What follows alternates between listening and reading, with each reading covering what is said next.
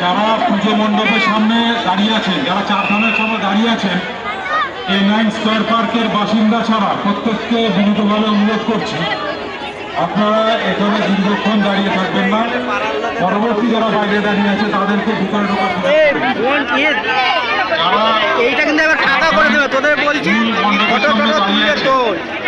তাদেরকে বিনীতভাবে অনুরোধ করছি, যে সমস্ত দর্শনার্থী যারা এই মূল মণ্ডপের সামনে দাঁড়িয়ে আছে তাদেরকে পুজো কমিটির পক্ষ থেকে বিনীতভাবে অনুরোধ করছি, আপনারা দীর্ঘক্ষণ এখানে দাঁড়িয়ে থাকবেন না। আপনারা ডান দিক দিয়ে দুর্গা প্রতিমা দর্শন করুন এবং পরবর্তী যারা বাইরে দাঁড়িয়ে আছে তাদেরকে দেখা করার সুযোগ করুন। এই 9 স্কয়ার পার্কের বাসিন্দা ছাড়া কেউ মণ্ডপের সামনে দীর্ঘক্ষণ থাকবেন না।